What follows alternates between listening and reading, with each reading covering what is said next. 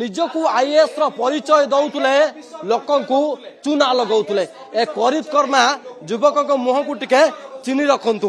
ଏ ହଉଛି ସେଇ କରିତ କର୍ମା ଯିଏ କି ଚଷମା ଦୋକାନକୁ ଯାଇଥିଲା, ଚଷମା କିଣିଥିଲା ଅର୍ଥାତ୍ ଦାମୀ ଚଷମା କିଣିଥିଲା। ଦାମୀ ଚଷମା କିଣି ସାରିଲା ପରେ ଟଙ୍କା ଦେଇନଥିଲା। ବିଶାଖାପାଟଣାର ବରଦାସୁର ଯାହା ନାଁରେ ପାଖାପାଖି କହିବା ଯଦି ରାଜଧାନୀ ଭୁବନେଶ୍ୱର ସମେତ ପାରାଦୀପରେ ଏକାଧିକ ମାମଲା ରହିଛି ଏବଂ ବାବୁଙ୍କର କାମ ଶୁଣିଲେ ଆପଣ ଆଶ୍ଚର୍ଯ୍ୟ ହୋଇଯିବେ। କେତେବେଳେ ନିଜକୁ ଆଇଏଏସ୍ ର ପରିଚୟ ଦେଉଥିଲା, ଆଉ କେତେବେଳେ ନିଜକୁ ଆଇପିଏସ୍ ର ପରିଚୟ ଦେଉଥିଲା। ଦବା ପରେ ଦୋକାନକୁ ଯାଉଥିଲା, ଜିନିଷ କିଣୁଥିଲା, କିଣିବା ପରେ ଛୁ ମାରୁଥିଲା। ଯେତେବେଳେ କେହି ଟଙ୍କା ମାରୁଥିଲେ ସେମାନଙ୍କୁ ଧମକ ଦଉଥିଲା। କିନ୍ତୁ ଯେତେବେଳେ ଅଭିଯୋଗ ହେଲା ଶହୀଦନଗର ଥାନାରେ, ଶହୀଦନଗର ଥାନା ପୋଲିସ ରୂପାଲିରୁ ଏ ଯୁବକକୁ ବର୍ତ୍ତମାନ ଗିରଫ କରିଛି।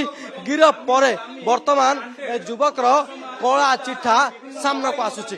କୋଉଭଳି ଭାବରେ ଲୋକଙ୍କୁ ଚୁନା ଲଗାଉଥିଲା, ନିଜକୁ କେମିତି ମିଛ ପରିଚୟ ଦେଉଥିଲା ଏବଂ ନିଜକୁ ଆଇଏଏସ୍ ର କେମିତି ମିଛ ପରିଚୟ ଦେବା ସହିତ ଲୋକଙ୍କ ମୁହଁରେ ବିଶ୍ୱାସ ଦେଉଥିଲା, ଧମକ ଚମକ ଦେଉଥିଲା, ସେ ସବୁର ପର୍ଦ୍ଦାଫାଶ କରିଛି ଶହୀଦନଗର ଥାନା police.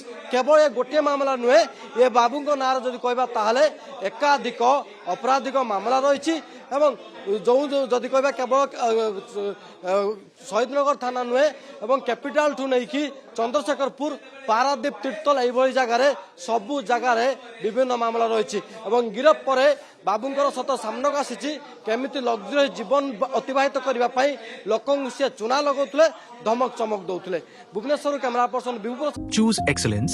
Choose Kripajal Engineering College. Admissions open for Diploma, BTech, MTech, MCA, MBA and PGDM. Apply now.